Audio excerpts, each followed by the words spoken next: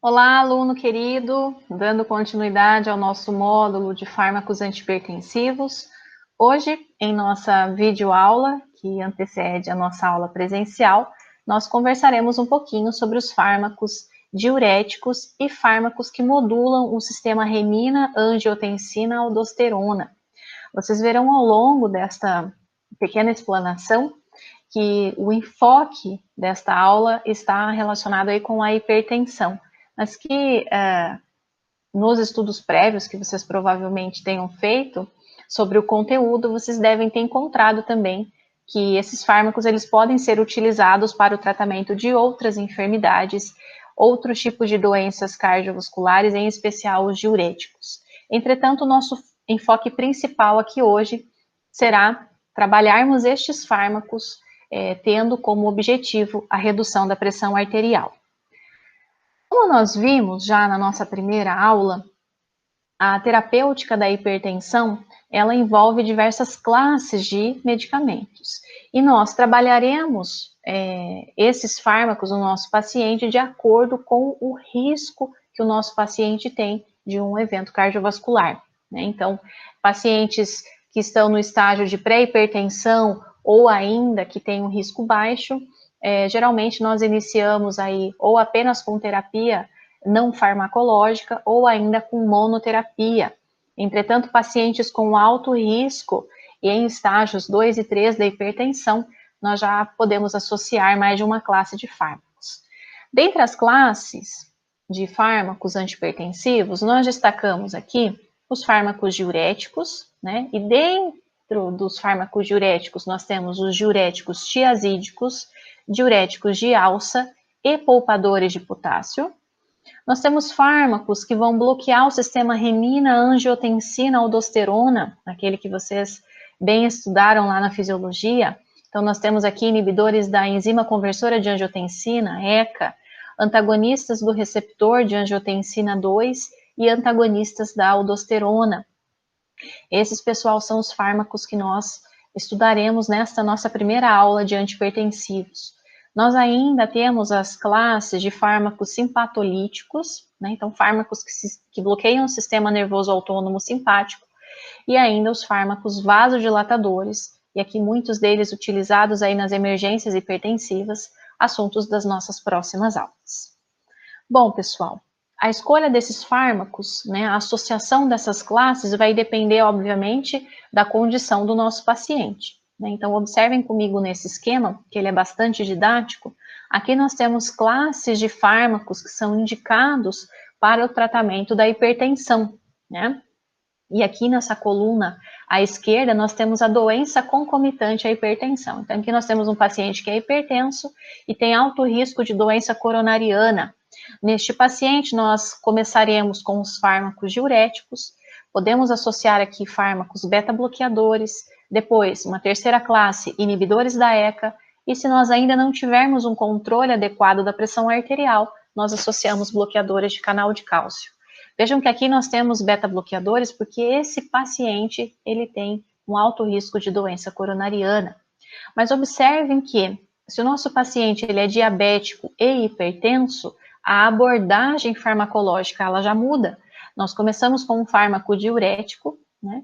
Se não ocorre um controle adequado dos níveis pressóricos, nós associamos aqui um inibidor da ECA. O mesmo acontece para pacientes que têm acidentes vasculares recorrentes e ainda pacientes que têm doença renal crônica.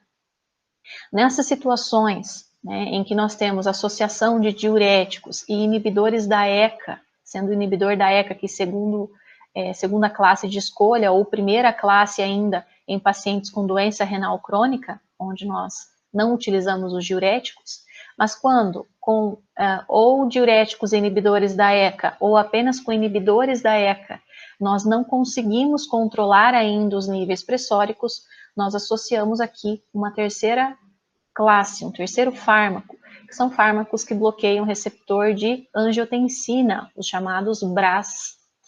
Por fim, se nós não tivermos uma resposta suficiente, dependendo da condição do nosso paciente, nós associamos fármacos bloqueadores de canal de cálcio, antagonistas de receptor de aldosterona, né, visando um melhor controle da pressão arterial do nosso paciente. Então, nessa nossa primeira aula aqui, né, propriamente dita dos fármacos antihipertensivos, nós conversaremos sobre os fármacos diuréticos, os fármacos inibidores da ECA e os fármacos bloqueadores do receptor de angiotensina. Vamos lá, então? Vamos começar, queridos, com os fármacos diuréticos. O que são esses fármacos diuréticos? Vocês já estudaram lá na fisiologia formação de urina, que acontece lá no néfron, né? Fármacos diuréticos nada mais são do que medicamentos que acarretam em perda global de sódio e de água do organismo através de uma ação lá no rim. Então, são fármacos que vão aumentar a diurese, eles aumentam a produção de urina. Lembrem-se que no nosso paciente hipertenso nós temos uma elevação da pressão arterial, né? Isso ocorre por diversos mecanismos, mas uma das coisas que contribui para que nós tenhamos um aumento da pressão arterial é esse aumento de pressão de sangue circulante. Ele pode ser controlado quando nós diminuímos a volemia, diminui o volume de sangue circulante, consequentemente diminui a pressão arterial. Para diminuir essa volemia, nós aumentamos a excreção de líquidos do organismo, que é o que o diurético faz, né? A ação dos diuréticos, como nós veremos mais adiante, ela não é diretamente na eliminação de água, é uma ação que promove perda de sódio, e onde o sódio vai, né, ele arrasta a água junto. Então, consequentemente, nós temos uma perda em grande quantidade aí de água, né, e consequentemente esta ação diurética que ajuda a diminuir a pressão arterial.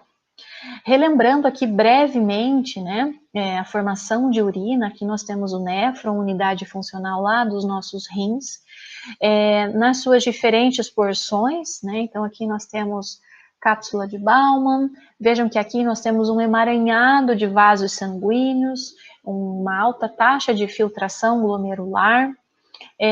Lembrem-se que aqui nós temos também ação de prostaglandinas que fazem vasodilatação dessas arteríolas e, consequentemente, contribuem para esta filtração glomerular. E aí, pessoal, ao longo do néfron, né, então, túbulo contorcido proximal, alça de Henle descendente, ascendente, túbulo contorcido distal, ducto coletor, observem que, ao longo das diferentes porções do néfron, nós temos reabsorção de sódio. E essa reabsorção de sódio nas diferentes porções do néfron, ela é diferente. As porções iniciais do néfron, elas reabsorvem mais sódio do que as porções mais distais do néfron. Isso quer dizer, pessoal, que fármacos que possam atuar nessas porções iniciais, inibindo a reabsorção aqui do sódio, eles terão uma maior ação diurética. Todos os diuréticos, de certa forma, eles vão ter a sua ação diurética através da eliminação de sódio do organismo. Então, se nessas porções iniciais nós temos maior reabsorção de sódio, o diurético vai atuar nessa porção, isso quer dizer que o diurético vai promover uma maior eliminação de sódio nessa porção e, consequentemente, um efeito diurético maior, né? Olhem aqui os alvos para ação dos fármacos diuréticos. Nós temos ação desses fármacos em diferentes localidades do néfron. Então, nós temos, por exemplo, alguns fármacos diuréticos que eles podem atuar aqui no túbulo contorcido proximal. São os fármacos inibidores da anidrase carbônica. Eles têm ação diurética, mas eles quase não são utilizados para o tratamento da hipertensão. São utilizados em outras condições de saúde em que nós precisamos reduzir a volemia. Por isso, nós não conversaremos sobre estes fármacos neste momento. Aqui na alça de Henle, pessoal, nós temos a ação dos diuréticos de alça, fármacos que têm uma importante ação diurética. Ainda, os diuréticos tiazídicos, que vão atuar aqui no túbulo contorcido distal, e os diuréticos poupadores de potássio, que vão atuar lá no ducto coletor. Então, são sobre esses fármacos diuréticos que nós conversaremos um pouquinho mais na aula de hoje.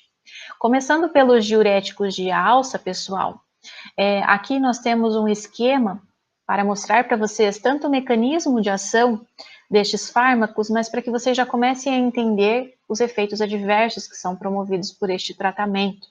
Então, aqui nós temos, né, diuréticos de alça, eles vão atuar na alça de Henle, ramo ascendente da alça de Henle. Imaginem que aqui nós temos o lúmen e aqui o espaço intersticial, né? Então, o que está aqui deste ladinho vai embora pela urina, e o que está aqui deste ladinho é reabsorvido e está aí na circulação sanguínea. Observem, pessoal, que aqui nós temos, ao longo de todo o néfron, né, nós temos transportadores, canais, que vão fazer com que o sódio seja reabsorvido, com que o sódio seja secretado, não apenas o sódio, mas diversos íons, como sódio, cloreto, potássio, magnésio, cálcio. Isso acontece ao longo de todo o néfron, tá?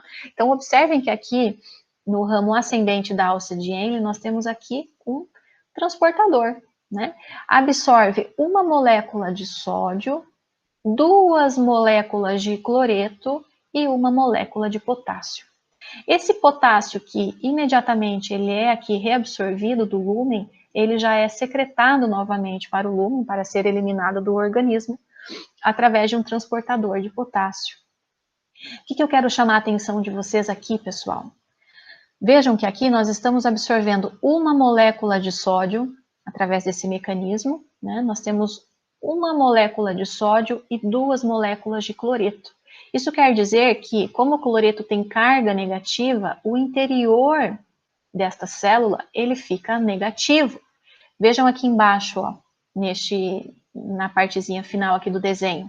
Nós temos que no lúmen, a voltagem da célula está em torno de 70 milivolts. E aqui, na membrana basolateral, esta voltagem está em torno de 60 milivolts.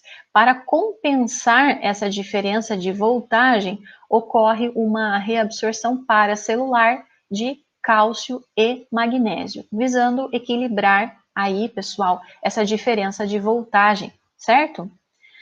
Por que isso é importante? Porque quando eu utilizar um fármaco diurético de alça, o que esse fármaco vai fazer? Ele vai bloquear esse transportador, né? Vai bloquear esse processo de Symporte. Então, não vai mais reabsorver sódio. Consequentemente, vai ficar mais sódio aqui no lúmen. Arrasta mais água, aumenta a quantidade de urina, o volume de urina, né? Como não está mais reabsorvendo o sódio, também não reabsorve o cloreto e também não reabsorve o potássio. Como não há diferença de voltagem, né, porque esse Symporte foi inibido, nós também não temos aqui reabsorção de íons cálcio e magnésio.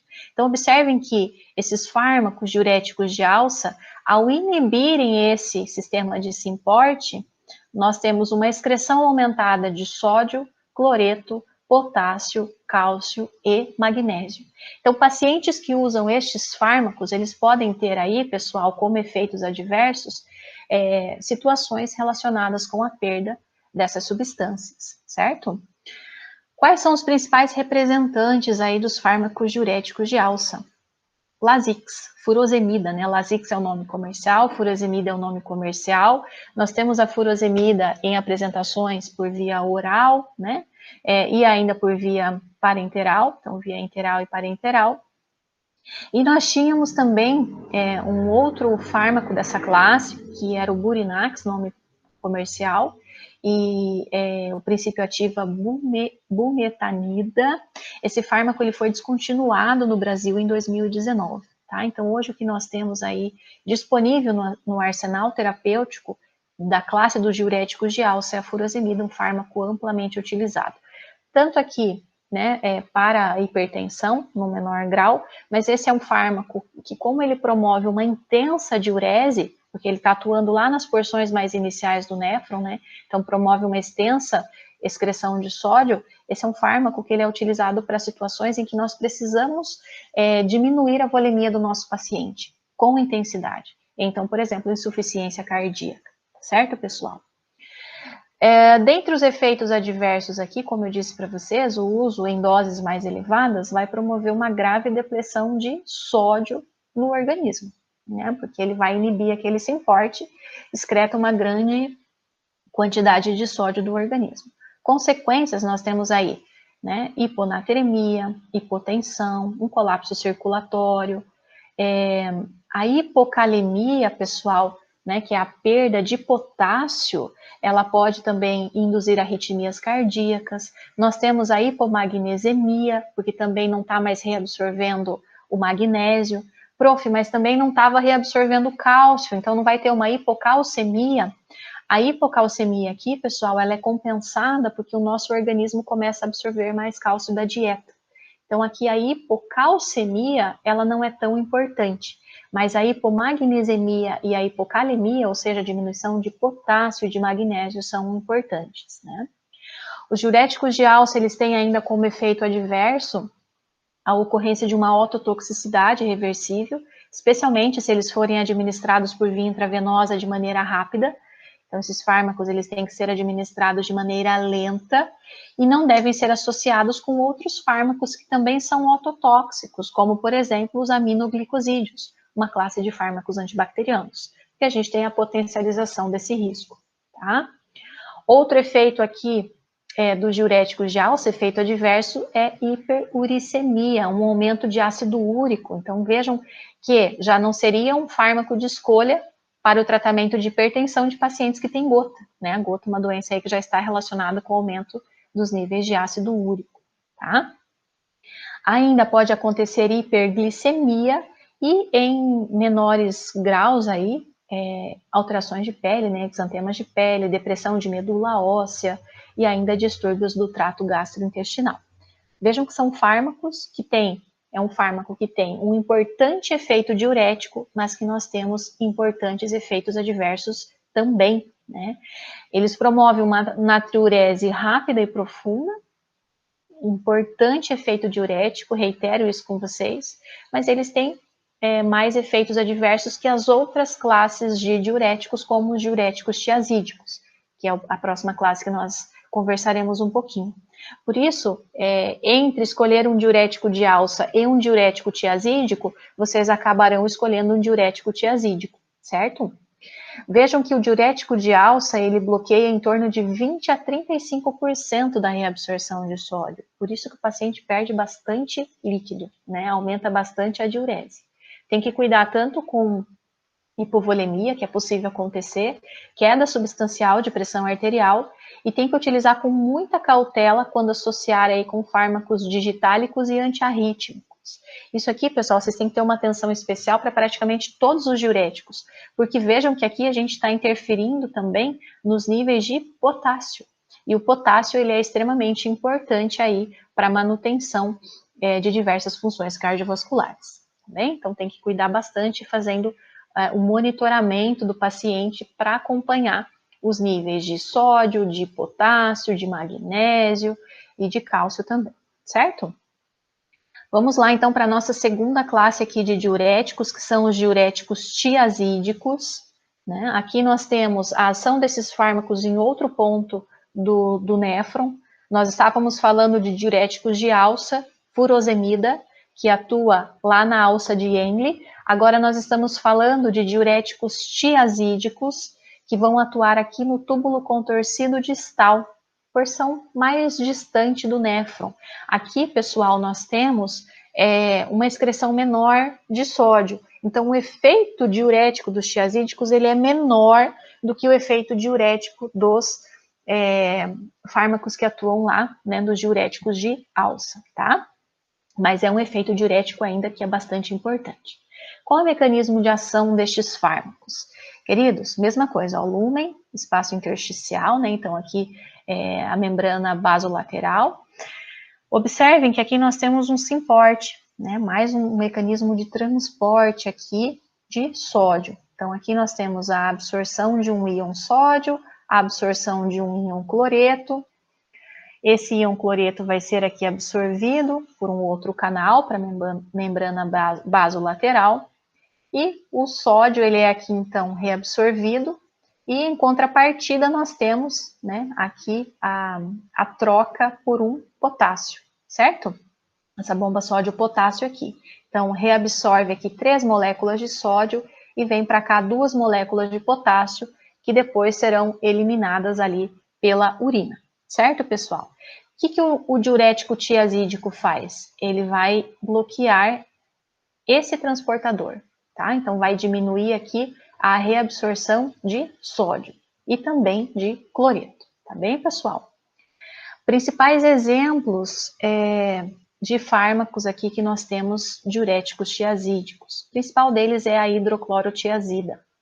Nós temos também a indapamida, a clortalidona e ainda a associação, né, como eu disse para vocês na última aula, a gente pode ter associação de um diurético com outras classes. Então, existe, por exemplo, aqui o higroton reserpina, que é a associação da clortalidona, que é um diurético tiazídico, com a reserpina, que é um fármaco que nós já estudamos lá no sistema nervoso autônomo simpático, né? Ele inibe a ação da noradrenalina e, consequentemente, também reduz a pressão arterial.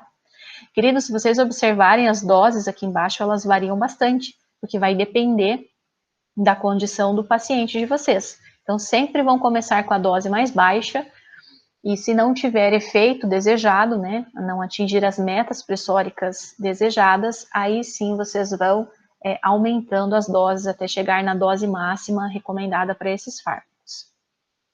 Efeitos adversos dos diuréticos tiazídicos. Também aqui, pessoal, nós temos anormalidades eletrolíticas, né? Alcalose metabólica, porque aqui também nós temos perda de potássio. Sempre que a gente perde sódio, a gente perde também potássio, tá? Então, esse é um dos principais efeitos adversos dos diuréticos, tanto os diuréticos de alça quanto os diuréticos tiazídicos. Devido a essa importante natremia que acontece, né, eliminação de sódio, a gente também tem perda de potássio. Hipocloremia, né, então diminui também aí o cloro, os níveis de cloro, pode acontecer hiperglicemia, hiperlipidemia em alguns pacientes também são relatados aí em literatura, mecanismos ainda não totalmente elucidados, hiperuricemia, então também aqui aumento de ácido úrico, e esse aumento de ácido úrico aí relacionado com competição pelo próprio transportador, o mesmo transportador que faz a eliminação de ácido úrico lá para a urina é o transportador que é ocupado pelo fármaco, pelo diurético tiazídico, e aí acaba que o organismo retém mais ácido úrico. E ainda, né, a hipercalcemia. Certo, pessoal? Então vejam que nós temos aqui importantes efeitos adversos dos diuréticos tiazídicos. Vejam que ali, quando a gente falou dos diuréticos de alça, nós também tínhamos alguns efeitos adversos que são compartilhados aqui, né?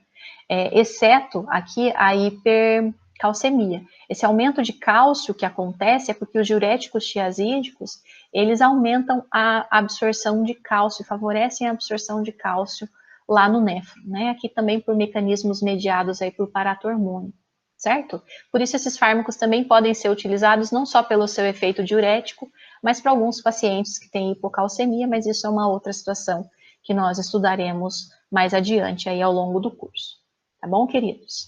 Efeito diurético desses fármacos aqui, ele é mediano, ele é menor do que os diuréticos de alça, né? É um efeito mais brando do que dos diuréticos de alça. Eles vão bloquear cerca de 5 a 7% da reabsorção de sódio, mas eles têm, comparando os efeitos adversos, apesar de serem efeitos adversos próximos, eles são efeitos adversos menos intensos do que dos diuréticos lá de alça, porque lá a diurese é muito intensa, tá? Então tem um risco maior para o nosso paciente. Lembrem-se também que o uso concomitante com anti-inflamatórios não esteroidais reduz o efeito dos diuréticos, tá? Tanto os diuréticos tiazídicos, também os diuréticos de alça. Lembrem-se que as prostaglandinas, como eu disse anteriormente, elas fazem vasodilatação de arteríolas renais, o que favorece a filtração glomerular. Se eu estou utilizando um fármaco anti-inflamatório não esteroidal, a gente não tem essa ação das prostaglandinas e isso acaba que diminui o efeito diurético dos fármacos diuréticos, justamente porque nós temos um menor volume de sangue sendo filtrado ali, tá certo? Além disso, pessoal, vocês têm que evitar o uso desses fármacos diuréticos tiazídicos e de alça com outros fármacos que diminuem os níveis de potássio, porque aqui o nosso paciente já está, né, com hipopotassemia, está perdendo potássio junto com o sódio. Então, não pode utilizar fármacos que diminuem os níveis de potássio, senão a gente aí tem um risco ainda maior, um risco cardiovascular para o nosso paciente, tá bem? Bom, terceira classe aí de fármacos diuréticos de interesse aqui para a nossa aula neste momento são os fármacos poupadores de potássio. Queridos, eu disse para vocês aqui, ó, que os diuréticos, vou voltar neste slide, ó. Aqui nós conversamos sobre os diuréticos de alça e sobre os diuréticos tiazídicos. Vejam que eles atuam em porções mais iniciais aí do néfron, né? Diurético de alça, porção ainda mais inicial, ali depois o diurético tiazídico, lá no túbulo contorcido distal. E agora, o diurético poupador de potássio, ele está aqui lá no finalzinho do néfron, que é uma região que a gente tem aí, pessoal, uma absorção de sódio que é menor, mas vejam que dali para frente a urina já está praticamente formada e vai ser eliminada do organismo. Então aqui nós estamos falando de um fármaco que vai atuar lá no finalzinho do néfron e ainda consegue corrigir eventuais situações que possam ter acontecido nos processos anteriores. Eu disse a vocês que o principal efeito adverso aí relacionado, né, um dos principais efeitos adversos relacionados com os diuréticos de alça e com os diuréticos aí, os tiazídicos, é a perda de potássio. Então, nós temos alguns fármacos que eles são chamados diuréticos poupadores de potássio. Eles têm uma baixa ação diurética, porque aqui, já, né, lá no ducto coletor, a gente tem uma baixa reabsorção de sódio. Então, quanto menor for a reabsorção de sódio, menor vai ser o efeito diurético desse fármaco. Só que por que esses fármacos são importantes? Porque eles poupam o potássio. Eles fazem com que o potássio não seja excretado na urina. E essa é uma medida muito interessante para os nossos pacientes, né? Porque eu acabei de dizer para vocês que o potássio é importante aí para a manutenção de funções cardiovasculares. Então, esses fármacos, pessoal, eles podem ser utilizados em associação com os diuréticos de alça ou com os diuréticos tiazídicos, justamente para poupar o potássio. Então, um fármaco compensa a ação do outro em relação ao potássio, né? Qual é o mecanismo de ação dos fármacos poupadores de potássio? Então, mesma coisa, a membrana aqui apical, a membrana basolateral, né? Então, aqui o lúmen, urina, aqui vaso sanguíneo, circulação sistêmica. Vejam que aqui, pessoal, lá no ducto coletor, nós temos transportadores de sódio. Então, tem aqui, falei para vocês, tem uma absorção pequena de sódio lá nas porções finais do néfron, né? Então, aqui no ducto coletor, ó, e essa absorção de sódio, ela é feita por esses canais, o canal ENaC, que nós chamamos, né? Vocês devem ter estudado isso lá na fisiologia. Então, absorve um sódio e secreta aqui um potássio, faz essa troca, certo? Nós temos fármacos que vão bloquear o canal ENaC, e aqui nós temos a amilorida e o triantereno. Eles chegam, bloqueiam esse canal, não vai reabsorver o sódio, né? Então tem um efeito diurético aqui, mediano, porque não tem muito sódio, mas também não vai secretar o potássio. Ele poupa esse potássio que já está aqui na célula, certo? Por isso que ele acaba aumentando os níveis de potássio do paciente. Ainda nós temos um outro tipo de fármaco poupador de potássio, que é a espironolactona, que é um dos mais comuns aí poupadores de potássio, que tem um mecanismo de ação diferente. A espironolactona, pessoal, ela vai se ligar aqui num receptor de mineralocorticoides. Lembram lá da nossa aula de corticoides, né? Receptor de mineralocorticoide é um receptor do tipo nuclear.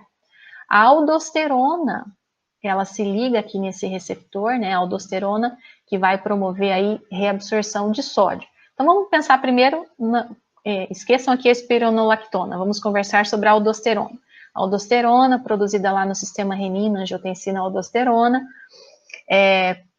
que tem como função aqui aumentar a pressão arterial. Então a aldosterona molécula chega, se liga no receptor de mineralocorticoide. Lá no núcleo da célula vai ter a transcrição gênica, um aumento da expressão, né? Vai ter mais formação desse transportador aqui, o ENaC. Para quê? Para reabsorver mais sódio e aumentar a pressão arterial. Isso é um mecanismo fisiológico, tá? Através do qual a aldosterona aumenta a pressão arterial. O que a espironolactona faz? Ela se liga aqui no receptor de mineralocorticoide, bloqueia esse receptor. Então, a aldosterona não consegue mais se ligar no receptor, né? É antagonista aqui. E aí, pessoal, não tem mais esse mecanismo de transcrição, não temos mais aqui uma superexpressão aí de canais transportadores de sódio e acaba que retém o potássio. É esse o mecanismo através do qual a espironolactona retém potássio, tá? Então, ela pode ser utilizada em associação com outros fármacos diuréticos para manter mais potássio no nosso organismo, certo? E como não vai mais ter absorção de sódio, aqui tem um efeito diurético, mas é um efeito diurético considerado pequeno, visto que tem poucas quantidades de sódio aqui nessa porção do néfro, tá, pessoal? Exemplos de fármacos aí que são poupadores de potássio, nós temos aí a espironolactona, tá? Esse fármaco, ele deve ser administrado junto com o alimento. E aí nós temos a amilorida, né? Olha aqui a amilorida, que vai estar bloqueando o canal, espironolactona bloqueando o receptor, a amilorida bloqueando o canal. E aí nós temos a associação da amilorida com a hidroclorotiazida ou clortalidona, que são aqui fármacos diuréticos tiazídicos. Vejam que nessa associação eu tenho um efeito que é muito interessante. Eu tenho um excelente efeito diurético da hidroclorotiazida e eu tenho um efeito poupador de potássio da amilorida, né? Então, o meu paciente ele tem menos efeitos adversos, tá certo, pessoal? Efeitos adversos relacionados com os poupadores de potássio, como eles retêm potássio, a gente acaba retendo muito potássio, faz hipercalemia, né? E, consequentemente, pode gerar aí acidose metabólica. E ainda um efeito adverso que é relativamente comum com esses fármacos é a ginecomastia.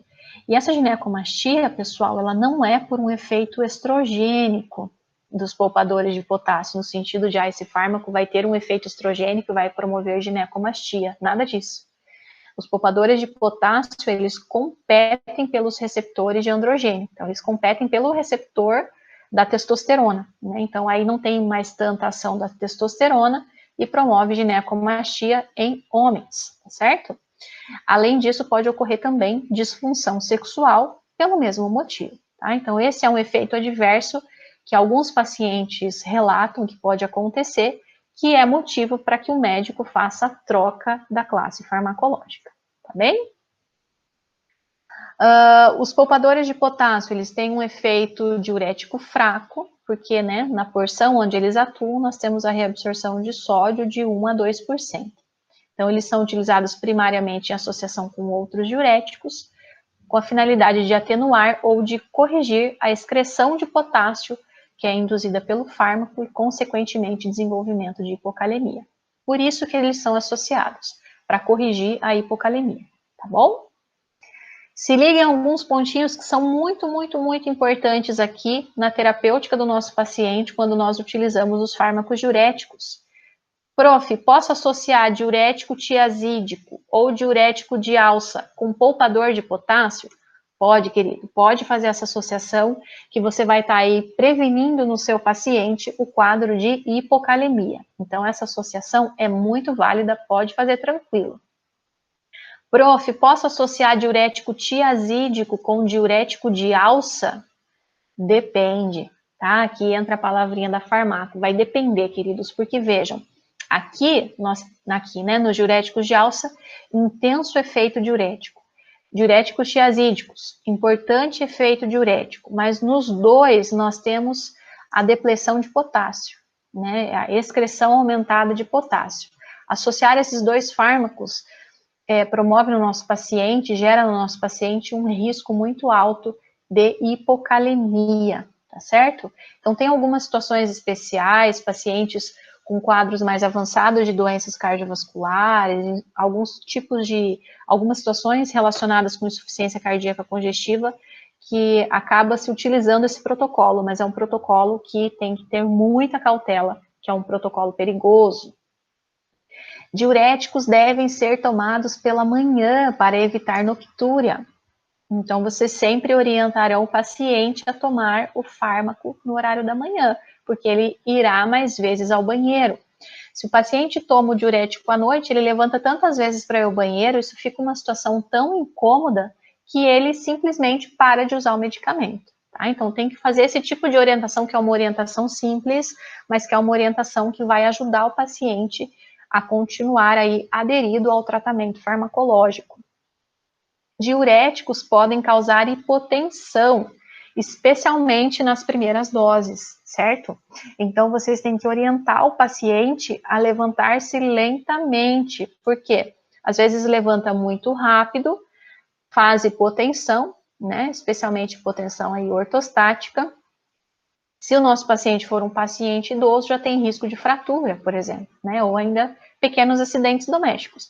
Então, orientar o paciente para levantar-se lentamente, explicar que nos primeiros dias pode ser que ele tenha tontura, né? Por causa da pressão, tem que orientar o paciente de todos esses pontos para que a gente tenha aí uma terapia mais efetiva. Ao fazer uso de diurético, exceto os poupadores de potássio, oriente o seu paciente a ingerir alimentos ricos em potássio. Tem vários alimentos que são ricos em potássio: banana, damasco, abacate, melão, leite desnatado, iogurte desnatado, folhas verdes, peixes, feijão, cogumelo, enfim, tem uma infinidade de alimentos, pessoal, que são ricos em potássio, que ajudam a compensar essa perda de potássio que ocorre aí dos diuréticos tiazídicos e dos diuréticos de alça.